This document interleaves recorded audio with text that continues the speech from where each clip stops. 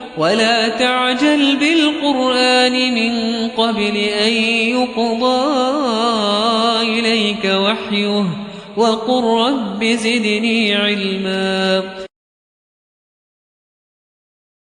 بسم الله الرحمن الرحيم. السلام عليكم ورحمة الله وبركاته.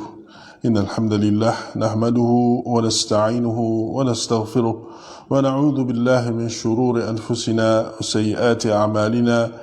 من يهده الله فلا مضل له ومن يضلل فلا هادي له. أشهد أن لا إله إلا الله وحده لا شريك له وأشهد أن محمدا عبده ورسوله صلى الله عليه وعلى آله وصحبه وسلم. أما بعد. Alhamdulillah Rabbil Alamin, dengan nikmat dan kurnia Allah Subhanahu Wa Taala bahawa kita ini masih lagi dalam keadaan bernafas, hidup sehingga ke hari ini, walaupun kita telah melalui ataupun masih lagi kita kata masih lagi sedang melalui satu bencana atau satu ujian Allah Subhanahu Wa Taala. Itu lebih bagus kita cakap, kita kata bahawa ianya adalah satu ujian Allah Subhanahu Wa Taala kepada kita rakyat Malaysia, yang mana kita diuji dengan banjir yang besar. Hampir ramai yang terkesan dengan banjir yang besar ini. Seperti yang saya baca semalam, lebih kurang 45,000 orang terjejas dengan keadaan banjir ini. Allah Ta'ala a'lam tentang nasib siapa yang telah terkorban. Kita tak tahu berapa ramai yang terkorban. Allah Ta'ala alam. Kita doakan agar Allah Subhanahu Wa Ta'ala berikan kepada kita nyawa yang panjang dengan amalan yang salih, dan sesiapa yang terkorban, mereka dirahmati Allah Subhanahu Wa Ta'ala dan diberikan ganjaran syurga di Jannatul Firdaus. Amin. Untuk hari ini, ana memilih untuk kita lihat kepada 3 ayat Allah dalam surah Al-Baqarah, yang daripada ayat 155 hingga ke ayat 157. Kali ini kita tidak ikut turutan dalam surah Al-Baqarah. Kita sedang dalam program Celik Al-Quran ini melihat kepada ayat-ayat Al-Quran dan mentadabbur ayat-ayat Al-Quran, lihat apa yang boleh difahami dan juga apa yang boleh kita amalkan. Jadi kita belum sampai kepada ayat 155 ini, tapi oleh kerana munasabah apa yang sedang berlaku kepada kita dan sedang kita alami sekarang ini, lebih baik ana lompat ke ayat ini. Jadi ayat yang kita nak baca ini insya-Allah iaitu a'udzubillahi minasyaitonirrajim. وَلَنَبْلُوَنَّكُمْ بِشَيْءٍ مِّنَ الْخَوْفِ وَالْجُوعِ وَنَقْصٍ مِّنَ الْأَمْوَالِ وَالْأَنفُسِ وَالثَّمَرَاتِ وَبَشِّرِ الصَّابِرِينَ الَّذِينَ إِذَا أَصَابَتْهُم مُّصِيبَةٌ قَالُوا إِنَّا لِلَّهِ وَإِنَّا إِلَيْهِ راجعون أولئك عليهم صلوات من ربهم ورحمة وأولئك هم المهتدون.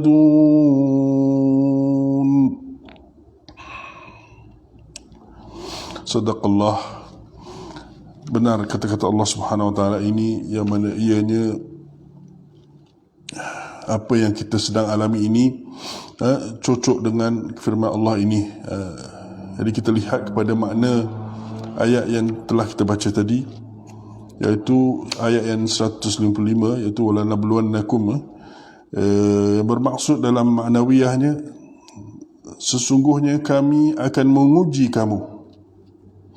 Sesungguhnya kami akan menguji kamu dengan sedikit perasaan takut, dalam braket terhadap musuh, kelaparan, kekurangan harta benda dan jiwa, serta buah-buahan bracket hasil tanaman, sampaikanlah berita gembira kepada orang yang bersabar, iaitu orang yang apabila mereka ditimpa musibah, mereka berkata, sesungguhnya kami adalah kepunyaan Allah dan kepada Allah jualah kami kembali.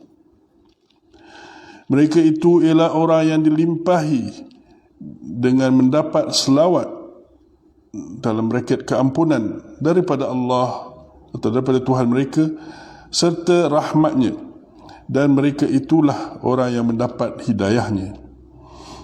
Itu maksud 3 ayat yang kita telah baca tadi. Nak baca sekali lagi supaya yang ini jelas maksud dia dengan lebih fluent, insyaAllah. Iaitu sesungguhnya kami akan menguji kamu dengan sedikit perasaan takut terhadap musuh, kelaparan, kekurangan harta benda dan jiwa serta buah-buahan hasil tanaman. Sampaikanlah berita gembira kepada orang-orang yang sabar, iaitu orang yang apabila mereka ditimpa musibah, mereka berkata, sesungguhnya kami adalah kepunyaan Allah dan kepada Allah jugalah kami kembali. Mereka itu ialah orang yang dilimpahi dengan mendapat selawat keampunan daripada Tuhan mereka serta rahmatnya, dan mereka itulah orang yang mendapat hidayahnya.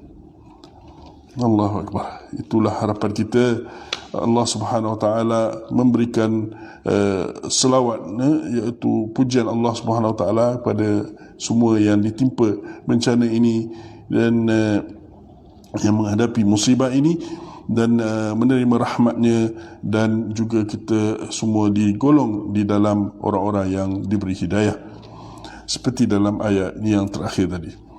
Baik, ayat yang ini kita lihat kepada ayat yang pertama, yang mana Allah Subhanahu Wa Taala jelas menyatakan bahawa Allah akan menguji, wala nabluwannakum, dan sesungguhnya kami pasti, la nabluwan, lam tu menunjukkan pasti berlaku, pasti berlaku. Jadi ini sesuatu yang maksudnya apa? Maksudnya ia adalah takdir Allah Subhanahu Wa Taala yang Allah akan jalankan, Allah akan laksanakan. Jadi antara kita ni mungkin kita kata Allah tak ada, kita kita nak berdoa minta supaya dijauhi, ya boleh, kita boleh minta doa dijauhi daripada bencana dan apa semua, boleh kita minta doa. Tapi dalam masa yang sama kita tahu bahawa kita pasti akan diuji dalam mana-mana cara yang Allah telah sebutkan di sini. Itu adalah takdir Allah Subhanahu Wa Taala. Tujuannya jelas, iaitu apa dia, nanti kita sebut lepas ni. Tujuannya ada kaitan dengan ayat dalam ayat di hujung ayat ni, iaitu sini Allah SWT kata, wala nabluwannakum bisyai'in, kami akan uji kamu, pasti akan uji kamu. Dengan apa? Dengan sesuatu. Maknanya benda ni bukan nak kata ujian ni dengan semua benda-benda ni sekaligus. Tak semestinya. Dengan sesuatu. Dan ianya Allah SWT sebut umum, maknanya ujian ini mungkin datang sekali dan ataupun 2 kali ataupun 3 kali, Allah Ta'ala a'lam. Ini ujian Allah SWT. Jadi kita lihat di sini ayat kata dengan sesuatu, minal khauf, daripada rasa takut. Al khauf, rasa takut. Mungkin takut dengan sesuatu, bimbang dengan musuh, serangan musuh, maknanya tiada keamanan dalam kehidupan dia, daripada musuh ke daripada apa sajalah, yang ni membuatkan dia tidak rasa aman. Itu dia rasa ketakutan. Jadi Allah uji dia. Cuba kita ingat balik, diri kita ada tak benda ni? Kita pernah terasa tak?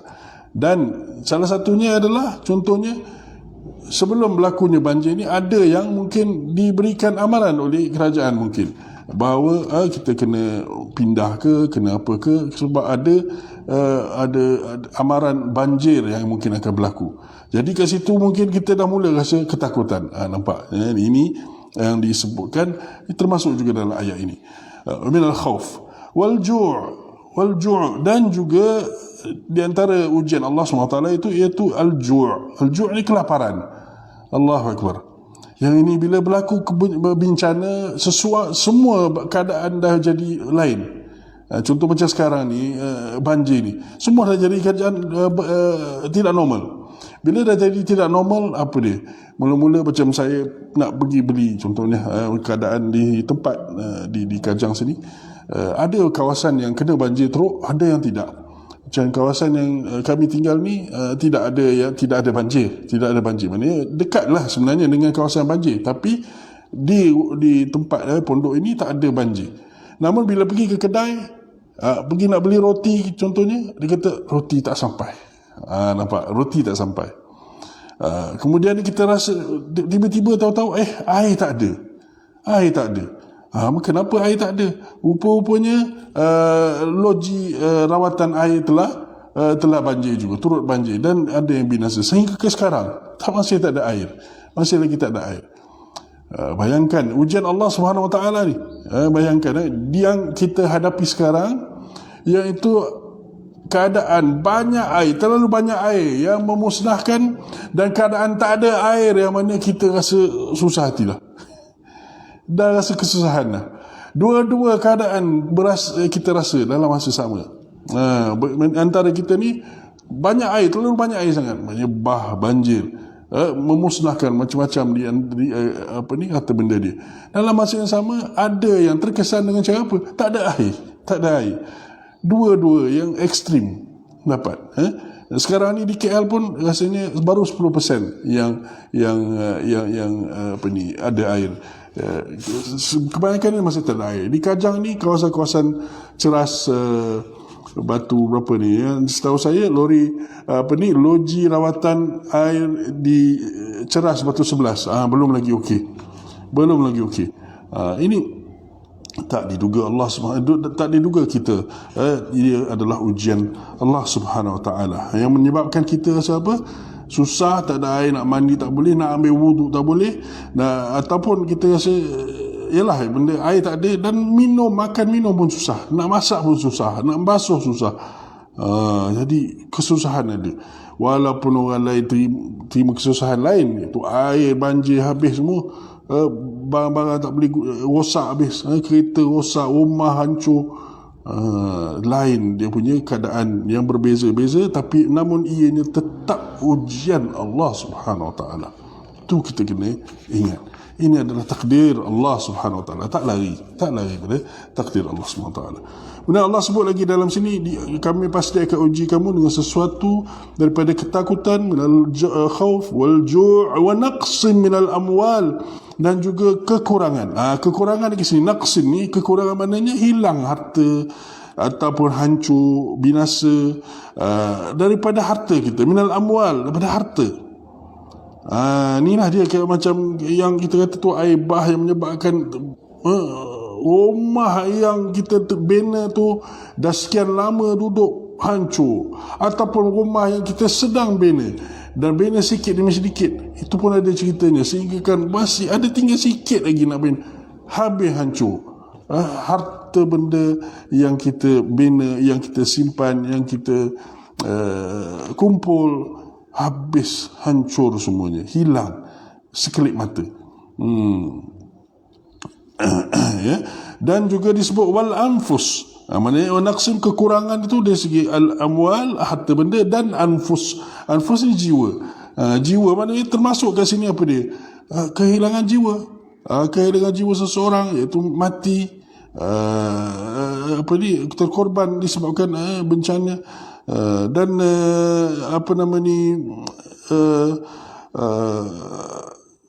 mungkin kita kata sakit jiwa juga ke, itu ialah lihat pada apa yang mungkin kita kata boleh masuk dalam ayat itulah, dalam apa yang disebutkan sebagai jiwa itu, kekurangan dari segi jiwa.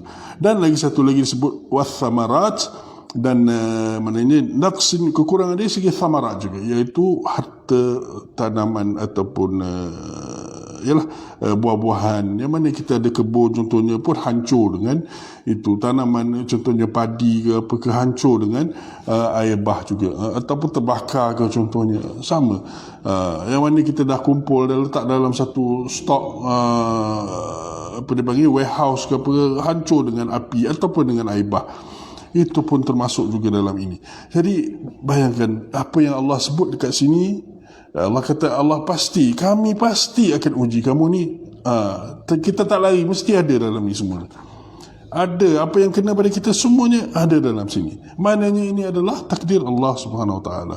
Itu kita kena beriman sebagai orang beriman, takdir Allah Subhanahu Wa Taala.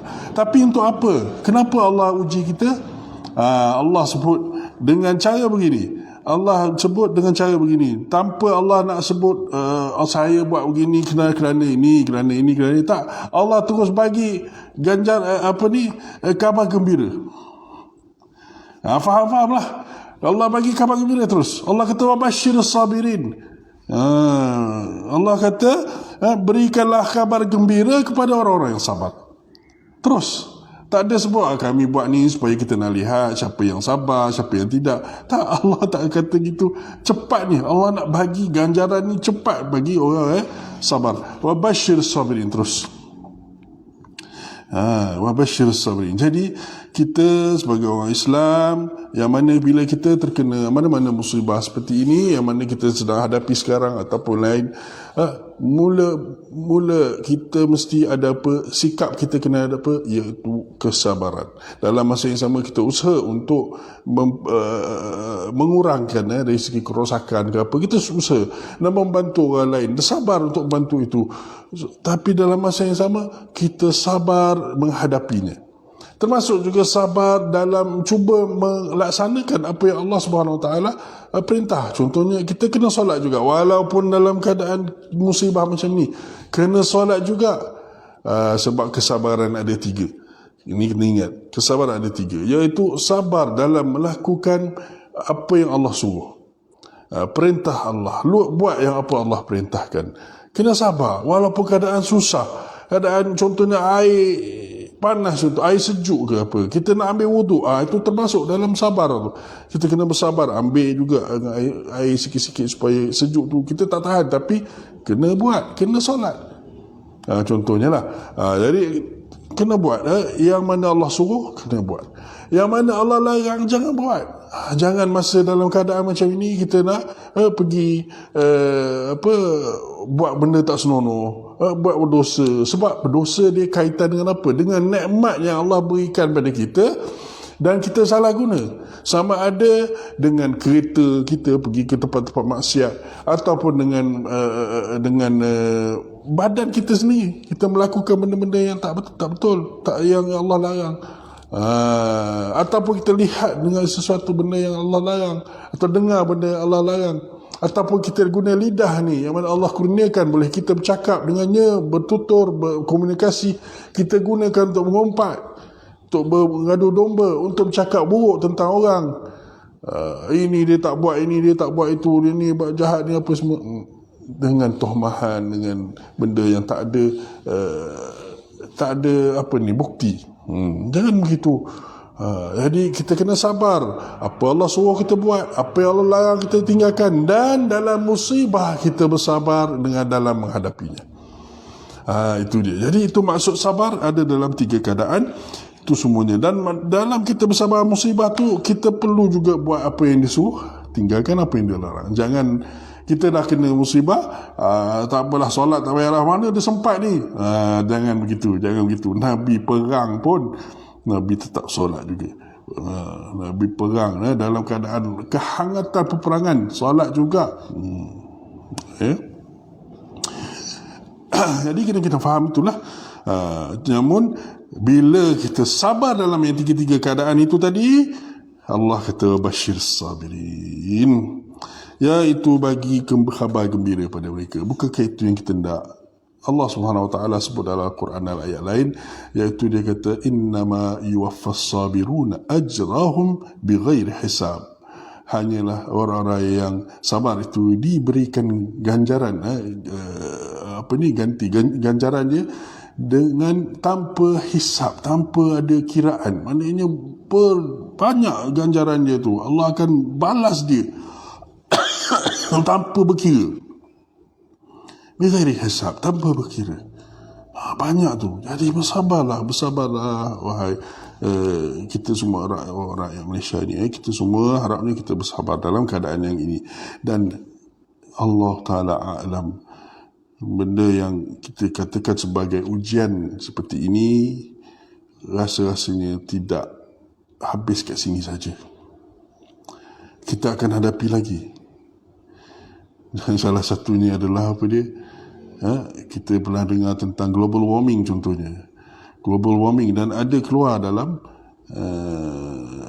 dalam apa disebut sebagai ramalan apa yang akan datang, iaitu di negara Malaysia ada 8 hingga ataupun 9 negeri yang akan kebanyakannya tenggelam di dalam air secara permanen, secara terus.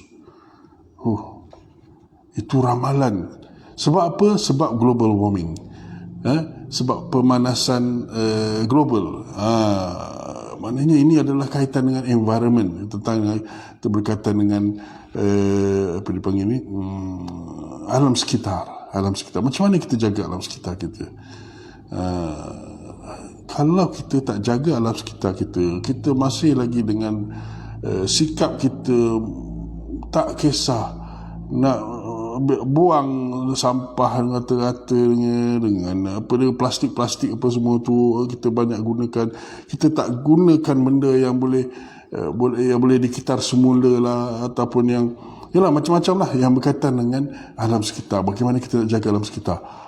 Maka lambat laun tahun 2050 mungkin seperti yang diramalkan, itu akan terjadi. Jadi apa yang kita hadapi sekarang, Allah Ta'ala alam, ini hanya sedikit saja daripada apa yang mungkin akan berlaku pada kita.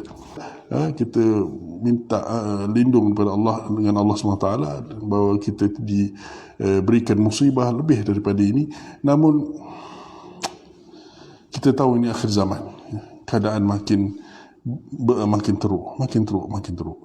Apakah persediaan kita? Adakah kita bersedia dengan iman supaya kita boleh bersabar seperti yang Allah sebut, wabashir sabirin. Dan bagaimana orang yang sabar ini?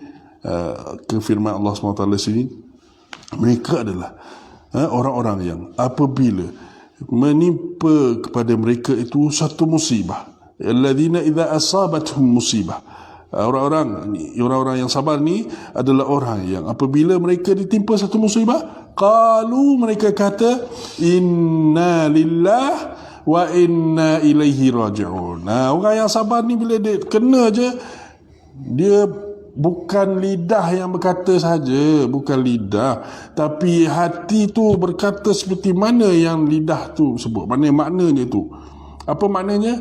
Sesungguhnya kita ni milik Allah. Kita ni milik Allah. Siapa kita? Kita berkuasa ke? Kita ada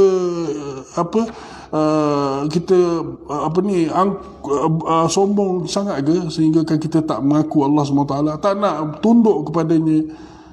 Kita makhluk yang dicipta Allah Subhanahu Wa Taala. Kita kepunyaan Allah. Inna lillah.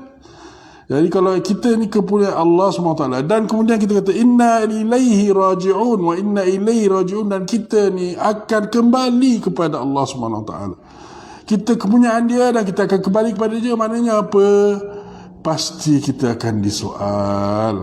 Kalau kita akan disoal, maka apa kita patut buat? Kita perlu sediakan jawapannya. Sediakan jawapannya. Apakah jawapannya? Kita hanya akan tahu jawapannya, ataupun kita boleh jawab nanti di akhirat, di kubur, dan di akhirat nanti, di pada mahsyar nanti, bila disoal oleh Allah Subhanahu Wa Taala, kita hanya boleh kata apa yang Allah benarkan kita untuk kata. Kalau kita tak contohnya tidak solat, tidak lakukan apa yang Allah suruh, Agak-agak boleh ke kita jawab bila kita malaikat bertanya, man rabbuka, siapa Tuhanmu? Kita boleh ke jawab, Tuhanku adalah Allah? Agak-agak kalau kita tak solat dan tak apa semua tu, boleh ke kita jawab, man hadar rajul, siapa orang ni yang dihantar kepada kamu? Bu'atha ilaik. Siapa yang dihantar kepada kamu ni? Itu Nabi Muhammad. Agak-agak kita boleh jawab tak? Ni semua ni. Iaitu apa dia, senang je sebenarnya, ialah la ilaha, asyhadu an la ilaha illallah, asyhadu anna Muhammadar Rasulullah. Jawapannya itu je. Jawapannya asyhadu an la ilaha illallah, asyhadu anna Muhammadar Rasulullah. Apabila kita amalkan yang dituntut oleh asyhadu an la ilaha illallah, asyhadu anna Muhammadar Rasulullah, kita akan dapat jawab di kubur nanti.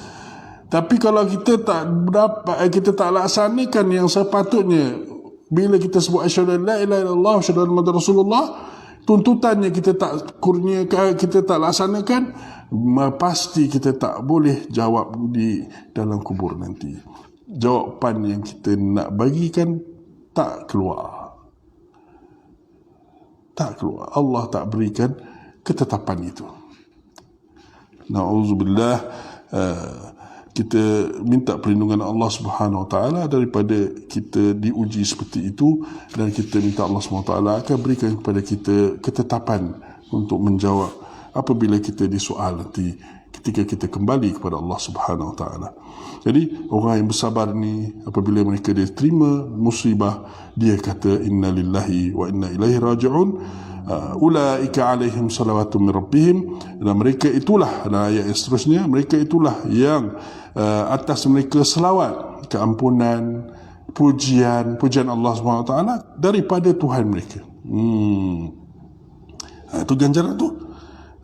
Kalau dia dah bersabar, dan dia katakan seperti mana yang Allah ajar dan juga Nabi ajar, nanti kita sebut kejap lagi apa yang Nabi ajar lagi, iaitu ini ulaika alaihim salawatun min rabbihim, mereka akan dapat selawat keampunan dan juga kepujian daripada Allah, daripada Tuhan mereka, warahmah, dan juga rahmat daripada Allah.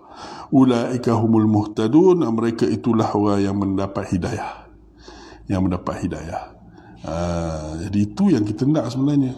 Kita sekarang ni mungkin kita dalam keadaan kita tak tahu apa yang kita nak buat, kena bencana, Allah, macam mana ni kan, duit tak ada, harta benda dah rosak, apa yang saya boleh buat? Allah, jangan sampai kita rasa dalam keadaan bimbang itu apa semua, kita fikir pasal nak bunuh diri, kita fikir pasal nak merompak, kita nak fikir benda-benda yang tak elok. Jangan fikir macam tu.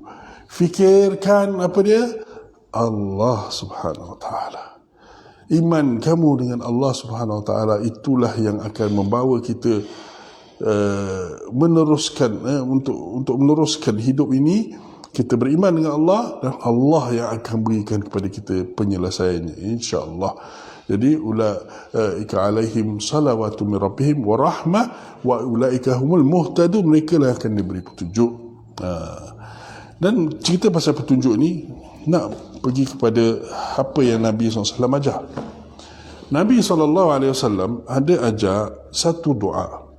Maksudnya selain daripada apa yang disebutkan dalam Al-Quran, iaitu orang yang kena musibah, dia kata inna lillahi wa inna ilaihi raji'un. Nabi SAW juga ajar tambahannya. Dan ini yang kita kena faham, bahawa dalam dunia, dalam menghadapi apa-apa saja, ataupun dalam agama kita ini,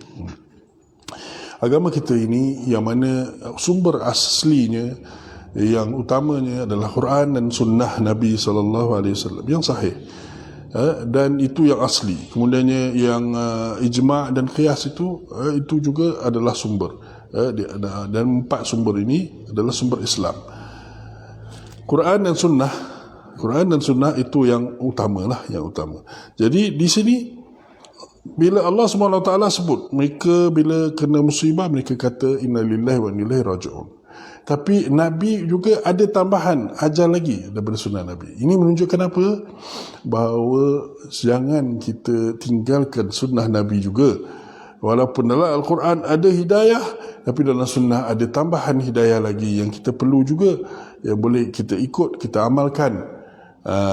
Contohnya yang ini, ya, iaitu dalam kitab ini, ini kitab lain lah, ini kitab syarah kepada atau penerangan kepada Hisnul Muslim.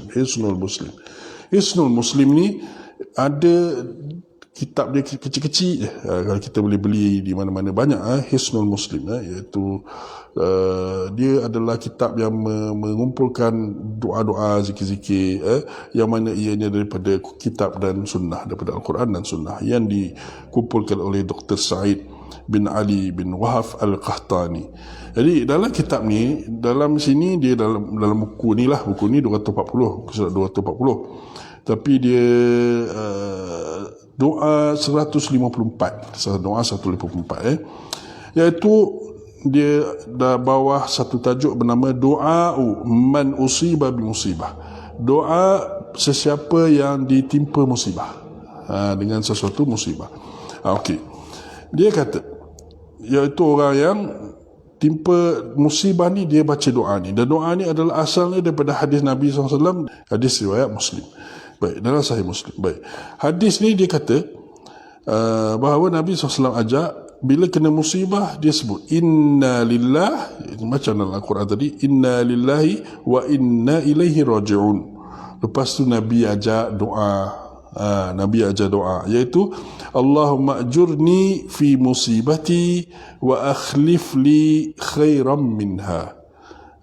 Ini doalah dengan doa ini. Doa dengan doa ini. Saya sebut beberapa kali, ya. Inna lillahi wa inna ilaihi raji'un. Allahumma ajurni fi musibati wa akhlif li khairan minha.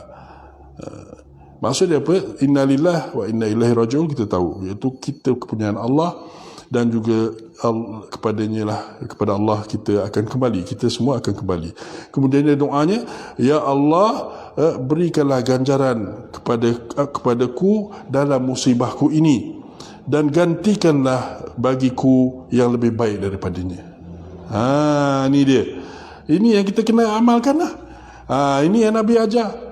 Jangan kita duk fikir benda lain. Jangan kita duk fikir nak ni, macam mana lah nak dapatkan ganti lah apa semua tu. Allah akan bagi. Doa je dengan doa ini. Ini Nabi ajar. Doa Nabi ajar ni, iaitu inna lillahi wa inna ilaihi raji'un. Allahumma ajurni fi musibati wa akhlif li khairan minha. Allahumma ajurni fi musibati wa akhlif li khairan minha. Ya Allah, berikan aku ganjaran dalam musibahku ini, dan gantikanlah yang bagi aku yang lebih baik daripadanya. Hadis ini diriwayatkan oleh Ummu Salamah, yang mana Nabi sebut tiada sesuatu hamba pun yang ditimpa dengan satu musibah, kemudian dia sebut inna lillahi wa inna ilaihi raji'un, Allahumma ajurni fi musibati wa akhlif li khairan minha, kecuali Allah akan berikan ganjaran kepadanya dalam musibahnya itu, dan akan menggantikan bagi dia yang lebih baik daripada itu. Ada satu cerita, iaitu Ummu Salamah yang meriwayatkan hadis ini. Dia kata Abu Salamah, suami kepada Ummu Salamah tu, dia telah meninggal. Dia sahabat Nabi lah. Sahabat Nabi. Abu Salamah meninggal. Dia seorang yang bagus. Lalu Ummu Salamah dia kata, qultu kama amarani Rasulullah SAW. Lalu aku pun katalah, maknanya baca doa yang tadi tu, inna lillahi wa inna ilaihi raji'un, Allahumma ajurni fi musibati wa akhlif li khairan minha. Dia baca doa tu, Ummu Salamah. Lalu Allah pun menggantikan bagi aku yang lebih baik daripada Abu Salamah, iaitu siapa? Rasulullah SAW. Rasulullah datang yang meminangnya dan jadi suami dia. Nampak doa yang diajar oleh Nabi ni, kalau kita amalkan, pastinya Allah akan berikan yang lebih baik daripada apa yang kita ada itu, atau apa yang kita hilang itu. Semoga itu menjadi amalan kita pada waktu-waktu musibah ini, dan juga yang akan datang. Kalau ada lagi, kita minta jauh, tapi ini adalah hidayah Allah Subhanahu Wa Taala, hidayah Nabi SAW yang boleh kita amalkan dan kita ajarkan kepada semua. Sallallahu alaihi nabiyina Muhammad wa ala alihi wa sahbihi ajma'in. Walhamdulillahi rabbil alamin. Subhanakallahumma wa bihamdik asyhadu an la ilaha illa anta astaghfiruka wa atubu ilaik. Assalamualaikum warahmatullahi wabarakatuh.